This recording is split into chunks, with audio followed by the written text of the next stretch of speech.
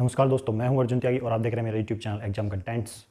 दोस्तों आज हम हिंदी में पढ़ेंगे सर्वनाम संज्ञा। मैं इससे पहली वीडियो में पढ़ा चुका हूं। सर्वनाम देखेंगे आज हम। सर्वनाम से भी आपके एग्जाम्स में क्वेश्चन पूछ लिए जाते हैं। आपके जो आपके एग्जाम आने वाले हैं उसमें हिंदी एक महत्वपूर्ण पार्ट है उन एग्जाम का, जैसे आपका UPSI हो गया या आपका PCS वगैरह हो गए, ठीक है। आपका RO का एग्जाम भी आ रहा है, तो उसमें हिंदी का जो सब्जेक्ट है वो एक काफ़ी नंबर उसमें आपके ला सकता है, ठीक है। तो ऐसे ऐसे छोटे छोटे टॉपिकों को आसान समझ के छोड़िएगा नहीं, अच्छे से सीख लीजिएगा। देखिए सर्वनाम पढ़ेंगे आज हम। सर्वनाम कितने प्रकार के होते हैं सब के बारे में डिटेल में जानेंगे। पहले मैं आपको बता देता हूँ कि सर्वनाम आया कहाँ से। जैसे संज्ञा मैंने आपको बताया था कि पद के भेद होते हैं 5, ठीक है। उनमें संज्ञा आता है और फिर दूसरे नंबर पर आता है उसमें सर्वनाम। तो आज हम सर्वनाम ही पढ़ेंगे, फिर उसके बाद में हम एक एक करके इन सभी को जान लेंगे धीरे धीरे, ठीक है। तो सर्वनाम में आपको बता दूँ, सर्वनाम 6 प्रकार के होते हैं। 6 प्रकार के होते हैं। कौन कौन से होते हैं? पुरुषवाचक सर्वनाम और निश्चयवाचक सर्वनाम, अनिश्चयवाचक सर्वनाम, प्रश्नवाचक सर्वनाम, संबंधवाचक सर्वनाम और निजवाचक सर्वनाम, ठीक है। तो एक एक करके हम इनको जानेंगे। देखिए पुरुषवाचक सर्वनाम जो होता है, नंबर 1 पुरुषवाचक सर्वनाम। पुरुषवाचक सर्वनाम ये भी 3 प्रकार का होता है, ठीक है। 3 प्रकार कौन कौन से? प्रथम, मध्यम और उत्तम। देखिए 3 प्रकार का होता है पुरुषवाचक जो सर्वनाम होता है ये भी, ठीक है।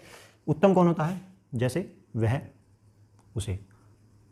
मैंने आपको इससे पिछली वीडियो में बताया था कि यदि आप ऐसी ग्राफ वाइज इन टॉपिक्स को याद करेंगे, वो चाहे किसी भी सब्जेक्ट का हो, किसी भी टॉपिक से हो, तो आपको याद रहने वाला है वो आने वाली कुछ सालों तक, ठीक है। कभी नहीं भूलोगे। ऐसे ग्राफ बना लीजिए, नोट कर लीजिए, ठीक है। और मध्य में आता है तू और तुम, तू और तुम, ठीक है। मैं, और जो प्रथम होता है मैं, हम, ठीक है। मैं और हम आता है इसमें। जो ये है आपका प्रथम पुरुष, ये होता है वक्ता, मैं आपको समझा दूंगा इसे। और ये होता है श्रोता, कहने वाला, जैसे मैं कह रहा हूं, ठीक है। तो ये आता है आपका प्रथम पुरुषवाचक सर्वनाम में, ठीक है। तू या तुम जो होता है ये होता है सुनने वाला। मैंने तुमसे कहा, तो तुम या तू ये मध्यम पुरुषवाचक सर्वनाम होगा, ठीक है। वह और उसे ये हो गए उत्तम में, जाएंगे आपके उत्तम में, ठीक है भाइयों। तो दोस्तों बढ़ते हैं फिर आगे। और यदि आपने अभी तक मेरे चैनल एग्जाम कंटेंट्स को सब्सक्राइब नहीं किया है तो सब्सक्राइब कर दीजिएगा और बेल आइकन भी दबा दीजिएगा, जिससे आपको मेरे नेक्स्ट वीडियो की नोटिफिकेशन टाइम पर मिल जाया करेगी, ठीक है। मैं इसमें अभी फिलहाल हिंदी को कंप्लीट करा रहा हूँ। आपकी जिस भी सब्जेक्ट हिंदी आती है, ठीक है, जिस भी पेपर में हिंदी आएगी उसमें आपकी ये क्लासेस बहुत मदद करने वाली, ठीक है। अब हम पढ़ेंगे निश्चयवाचक सर्वनाम को, ठीक है। आपने पुरुषवाचक सर्वनाम को देख लिया। तीन प्रकार का होता है, 3 प्रकार, ठीक है। 3 प्रकार का होता है पुरुषवाचक सर्वनाम, प्रथम, मध्यम और उत्तम। प्रथम में आते हैं मैं और हम, ठीक है। और मध्यम में तू, तुम और वह और उसे, ठीक है। ये मतलब कहने वाला जो वक्ता होता है, ये श्रोता होता है, ठीक है। आइए हम पढ़ते हैं निश्चयवाचक सर्वनाम। निश्चयवाचक सर्वनाम क्या होता है?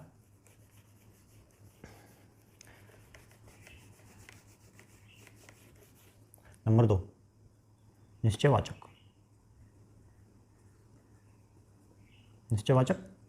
सर्वनाम। निश्चयवाचक सर्वनाम बता दूं मैं आपको। देखिए जब कोई व्यक्ति या वस्तु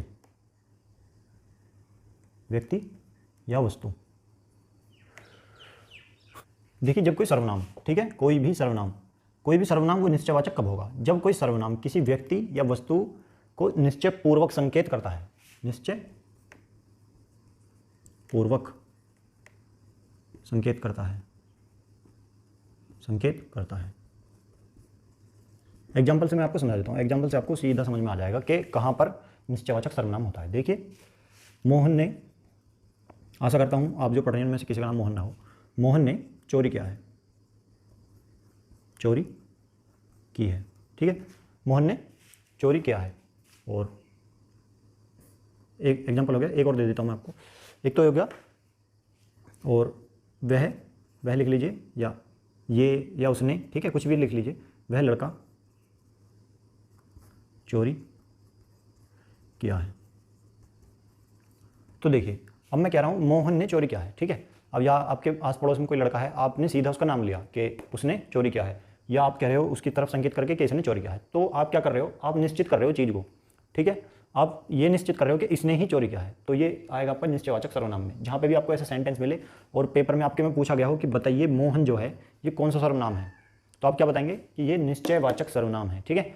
आपको मैंने ये भी बता दिया कि आपके पेपर में किस तरह से क्वेश्चन आएगा, या यहाँ पे पूछ लेगा वह, यहाँ सेंटेंस दे देगा आपको, उसमें पूछ लेगा कि इसमें निश्चयवाचक सर्वनाम क्या है, तो आपको बताना है वह लड़का जो है वो निश्चयवाचक सर्वनाम है। ठीक है भाइयों, तो ये था पुरुषवाचक हो गया, निश्चयवाचक हो गया। अब देख लेते हैं अनिश्चयवाचक सर्वनाम।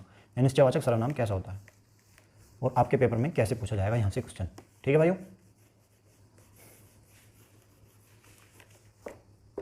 नंबर 3 अनिश्चयवाचक। अनिश्चयवाचक सर्वनाम। अनिश्चयवाचक सर्वनाम क्या होता है? देखिए, जैसे निश्चयवाचक सर्वनाम होता है ऐसे ही अनिश्चयवाचक सर्वनाम भी होता है। ठीक है, इसमें निश्चित था कि इसने ही चोरी किया है, मोहन ने चोरी किया है। अनिश्चयवाचक सर्वनाम को आप कैसे पहचानोगे? देखिए, उसकी पहचान के लिए पहले मैं आपको बता देता हूँ। जो संज्ञा को निश्चित करता है वह सर्वनाम जो संज्ञा को निश्चित करता है, अनिश्चयवाचक सर्वनाम कहलाता है। ठीक है, संज्ञा को निश्चित नहीं करता है। ठीक है,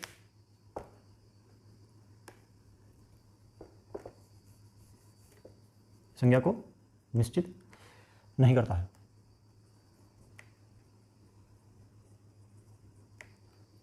संज्ञा को निश्चित करता नहीं करता है। अब देखिए एग्जाम्पल से बता देता हूँ आपको।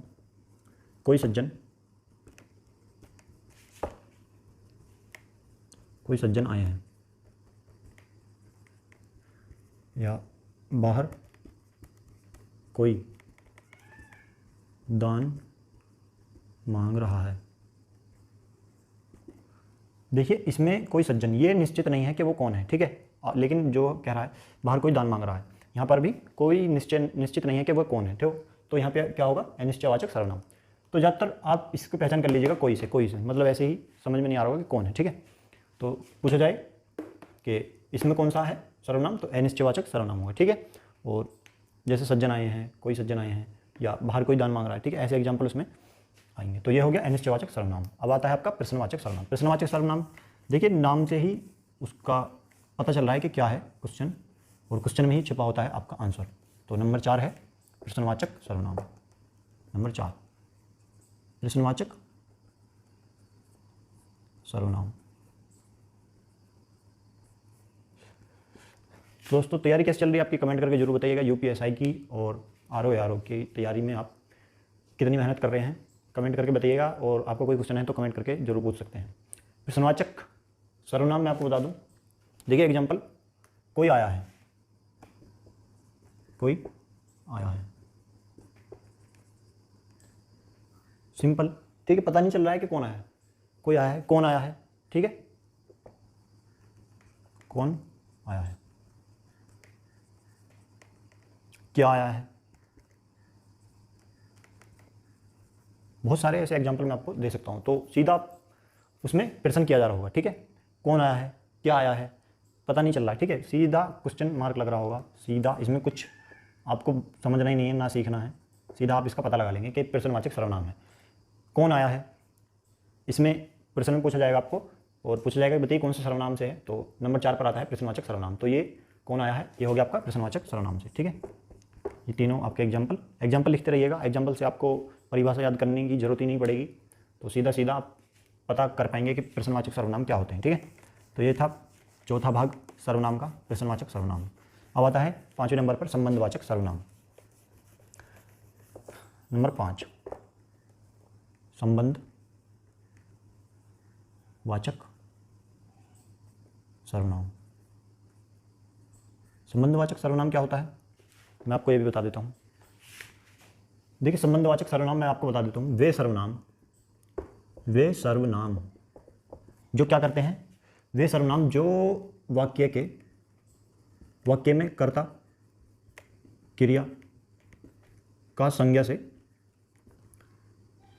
से संबंध स्थापित करते हैं,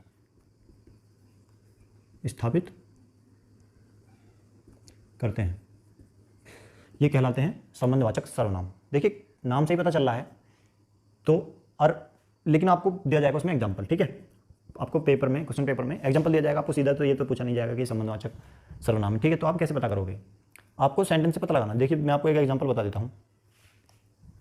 जो आदमी आया है, जो आदमी आया है वह मूर्ख है। मूर्ख है। तो देखिए इस आदमी का संबंध बता दिया गया है कि वो क्या है, ठीक है। तो वह क्या है, जो आदमी है वो क्या है, वो मूर्ख है। संबंध दोनों बताया जा रहा है, ठीक है, कर्ता की क्रिया से, ठीक है। तो वे सर्वनाम जो वाक्य में, ये वाक्य होता है पूरा, ठीक है, इसको वाक्य बोलते हैं। वाक्य में कर्ता जो जितनी भी इसमें क्रियाएं होती हैं, ठीक है, या संज्ञा से संबंध स्थापित करता है, ठीक है, संबंध बताएगा, वो होता है संबंधवाचक सर्वनाम। तो आपसे पूछ लिया जाएगा पेपर में, ऐसे कोई सेंटेंस दे देंगे कोई भी, जो आदमी आया है वह मूर्ख है, तो आपको पहचानना है इसमें कौन सा सर्वनाम है, ठीक है। तो ये संबंध बता रहा है, आपस में संबंध बताया जा रहा है इसका, तो ये हो जाएगा आपका संबंधवाचक सर्वनाम, ठीक है भाइयों। आइए आगे चलते हैं। नंबर 5 से आगे आता है निजवाचक सर्वनाम, नंबर 6 पर।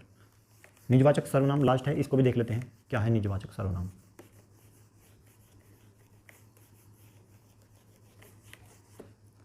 नंबर 6 निजवाचक सर्वनाम। देखिए निजवाचक सर्वनाम, इसके बारे में अभी आपको बता देता हूँ। देखिए मैं आपको बता देता हूँ निजवाचक सर्वनाम क्या होते हैं। ऐसे सर्वनाम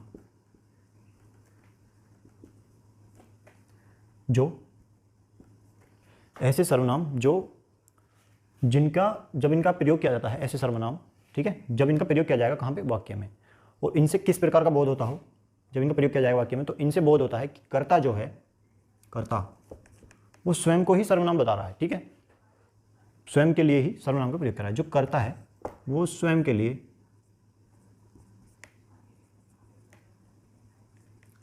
सर्वनाम का प्रयोग कर रहा है।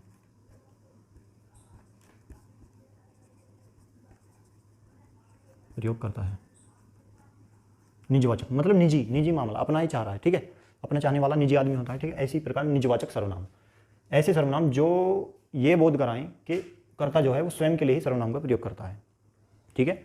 जैसे एग्जाम्पल बता दूँ मैं आपको, स्वयं यूज हो रहा हो जहाँ पे कहीं पे, स्वयं स्वतः कर रहा हो किसी काम को, स्वतः, ठीक है, स्वयं या स्वतः, ठीक है, या खुद, ऐसे आपको जहाँ पर भी लिखा चमके जिस भी वाक्य में, तो आप समझ लीजिए वहाँ पे निजवाचक सर्वनाम का प्रयोग किया गया है, ठीक है, या ये ही निजवाचक सर्वनाम है। जैसे आप ही आप खा रहे हो, ठीक है, आप या आप, तो ऐसे शब्दों का यूज जहाँ पे होता है वहाँ पे निजवाचक सर्वनाम होता है।